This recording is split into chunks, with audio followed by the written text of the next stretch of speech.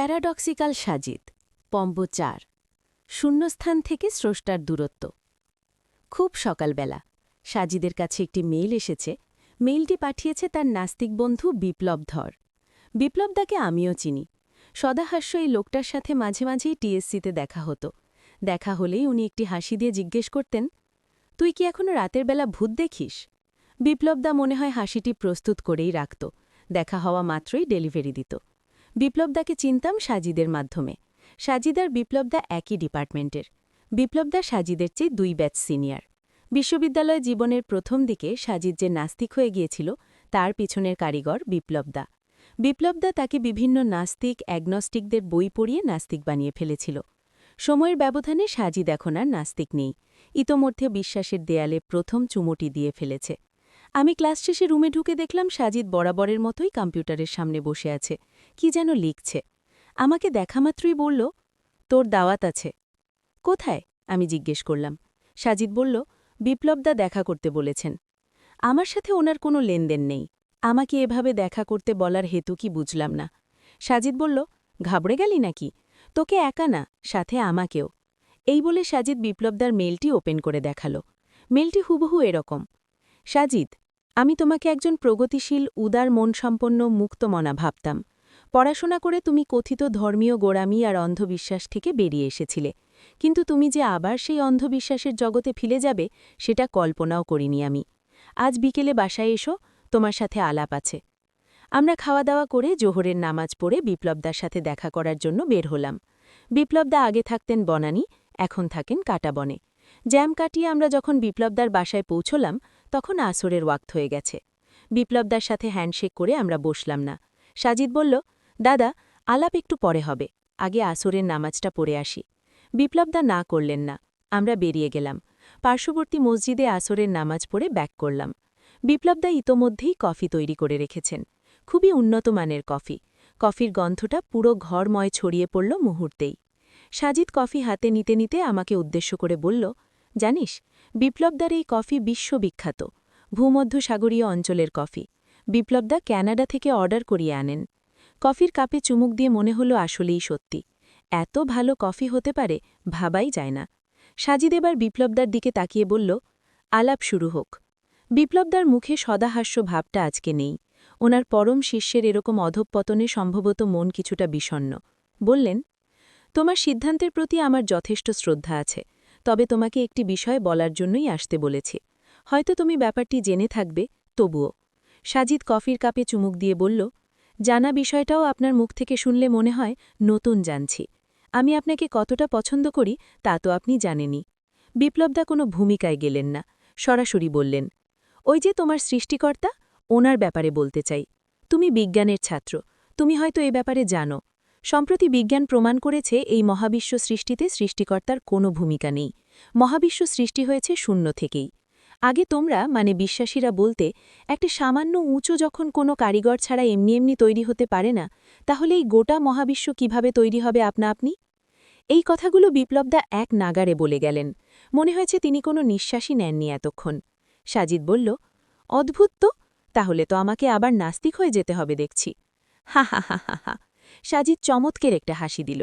বিপ্লবদা সেদিকে মনোযোগ দিয়েছে বলে মনে হল না। উনি মোটামুটি একটা লেকচার শুরু করেছেন। আমি আর সাজিদ খুব মনোযোগী ছাত্রের মতো ওনার বৈজ্ঞানিক কথাবার্তা শুনছিলাম। তিনি যা বোঝালেন তার সারসংক্ষেপ ঠিক এরকম। পদার্থবিজ্ঞানের নতুন দিগন্তের উন্মোচন করেছে কোয়ান্টাম মেকানিক্স। এই কোয়ান্টাম মেকানিক্সে একটি থিওরি আছে, সেটি হচ্ছে কোয়ান্টাম ফ্ল্যাকচুয়েশন। এই কোয়ান্টাম ফ্ল্যাকচুয়েশনের মূল কথা হল, মহাবিশ্বে পরম শূন্যস্থান বলে আদতে কিছু নেই। মানে আমরা যেটাকে নাথিং বলে এতদিন জেনে এসেছি, বিজ্ঞান বলছে আদতে নাথিং বলতে কিছুই নেই। প্রকৃতি শূন্যস্থান পছন্দ করে না। তাই যখনই কোনো শূন্যস্থান তৈরি হয়, সেখানে ১ সেকেন্ডের বিলিয়ন ভাগের ১ ভাগ সময়ের মধ্যে কণা এবং প্রতিকণা মানে ম্যাটার অ্যান্ড অ্যান্টি ম্যাটার তৈরি হচ্ছে এবং একটির সাথে অন্যটির ঘর্ষণে ধ্বংস হয়ে যাচ্ছে। তোমরা কি জানো কোয়ান্টাম ফ্ল্যাকচুয়েশনের ধারণা কোথা থেকে এসেছে? আমি বললাম, না। বিপ্লবদা আবার বলতে শুরু করলেন, এই ধারণা এসেছে হাইজেনবার্গের বিখ্যাত অনিশ্চয়তা নীতি থেকে। হাইজেনবার্গের সেই বিখ্যাত সূত্রটা তোমরা জানো নিশ্চয়ই। সাজিদ বলল, হ্যাঁ। হাইজেনবার্গ বলেছেন, আমরা কখনো একটি কণার অবস্থান এবং এর ভরবেগের সঠিক পরিমাণ একসাথে অ্যাকিউরেটলি জানতে পারব না।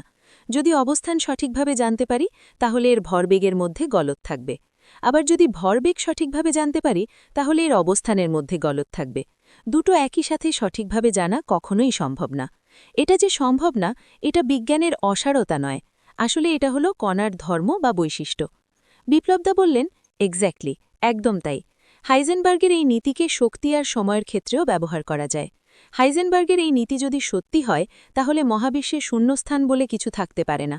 যদি থাকে তাহলে তার অবস্থান এবং ভরবেগ দুটোই শূন্য চলে আসে, যা হাইজেনবার্গের নীতিবিরুদ্ধ। এইটুকু বলে বিপ্লবদা একটু থামল। কফির পর থেকে কফি ঢালতে ঢালতে বললেন, বুঝতেছো তোমরা? সাজিদ বুঝছে কিনা জানি না, তবে আমার কাছে ব্যাপারটি দুর্বোধ্য মনে হলেও বিপ্লবদার উপস্থাপন ভঙ্গিমা সেটাকে অনেকটাই প্রাঞ্জল করে তুলছে। ভালো লাগছে। বিপ্লবদা কফিতে চুমুক দিলেন। এরপর আবার বলতে শুরু করলেন, তাহলে তোমরা যে বলো বিগ ব্যাংয়ের আগে তো কিছুই ছিল না, না সময়, না শক্তি, না অন্য কিছু, তাহলে বিগ ব্যাংয়ের বিস্ফোরণটি হলো কিভাবে? এর জন্য নিশ্চয়ই কোনো শক্তি দরকার, কোনো বাহ্যিক বল দরকার, তাই না?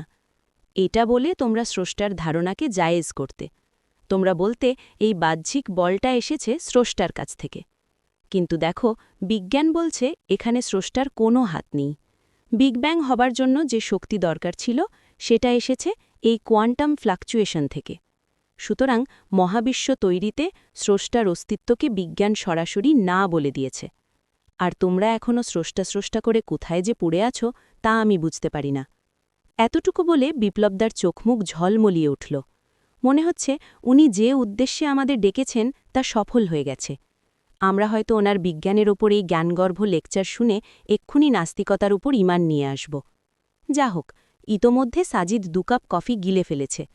নতুন 1 কাপ ঢালতে ঢালতে সে বলল, এই ব্যাপারে স্টিফেন হকিংয়ের বই আছে, নাম দ্য গ্র্যান্ড ডিজাইন, এটা আমি পড়েছি।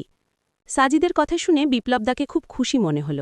তিনি বললেন, বাহ, তুমি তাহলে পড়াশোনা স্টপ করনি? বেশ বেশ, পড়াশুনো করবে, বেশি বেশি পড়বে। যত পড়বে তত দৃষ্টিভঙ্গির প্রসারতা বাড়বে। সাজিদ হাসল। হেসে সে বলল, কিন্তু দাদা, এই ব্যাপারে আমার কনফিউশন আছে। কোনো ব্যাপারে?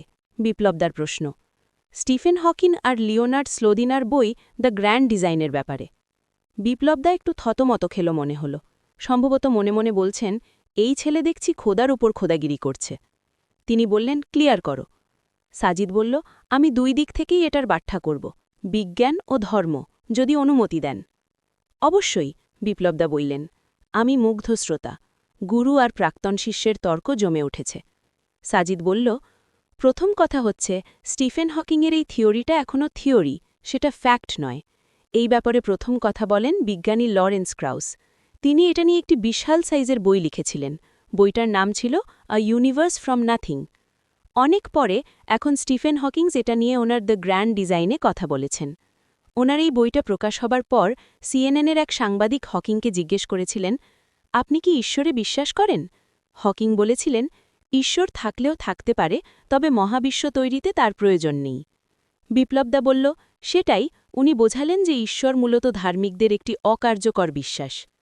হকিং কি বুঝিয়েছেন জানি না, কিন্তু হকিংয়ের ওই বইটি অসম্পূর্ণ, কিছু বিতর্ক আছে। বিপ্লবদা কফির কাপ রাখতে রাখতে বললেন, বিতর্ক মানে?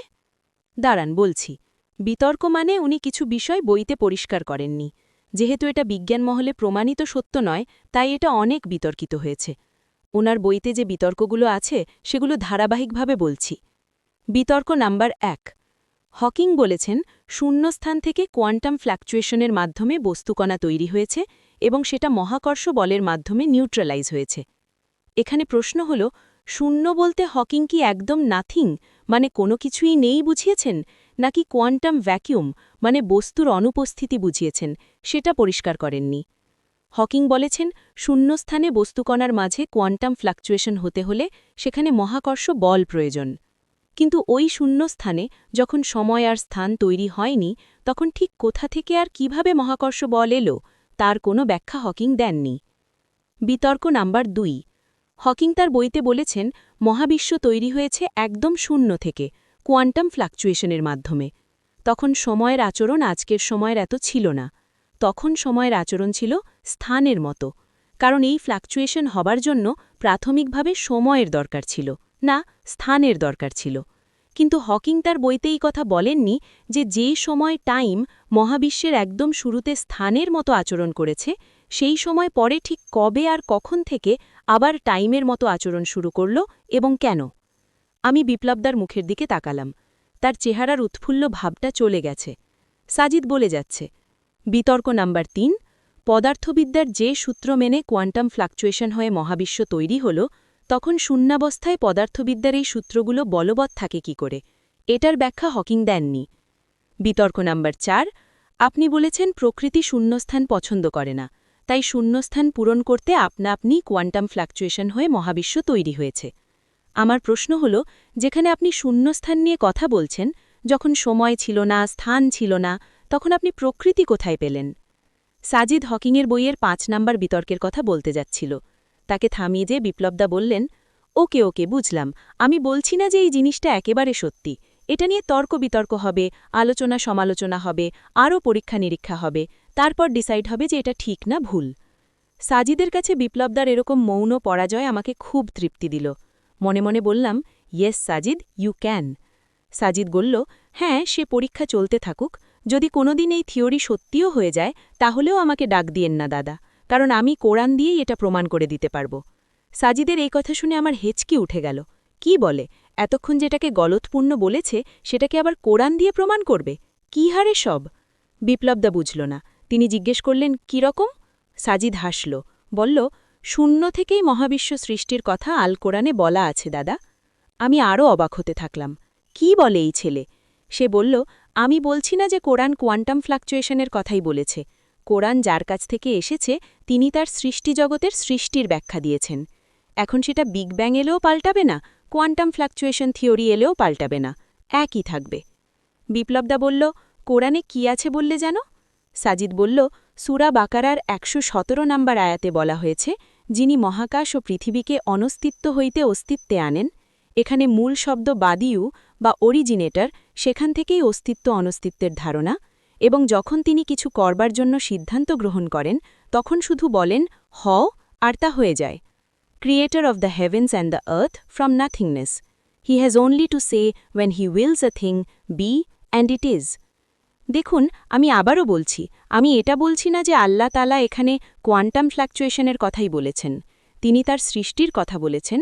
তিনি অনস্তিত্ব বা নাথিং থেকে অস্তিত্ব বা সামথিং এনেছেন। এটা এমন নয় যে আল্লাহ তার হাত দিয়ে প্রথমে মহাবিশ্বের ছাদ বানালেন, তারপর তাতে সূর্য, চাঁদ, গ্যালাক্সি এগুলো একটা একটা করে বসিয়ে দিয়েছেন। তিনি কেবল নির্দেশ দিয়েছেন। হকিংও একই কথা বলেছেন, কিন্তু তারা বলছে এটা এমনি এমনিই হয়ে গেছে, শূন্য থেকেই। আল্লাহ তাআলা বলছেন, না, এমনি হয়নি, আমি যখন নির্দেশ করেছি হও বা কুন, তখন তা হয়ে গেল।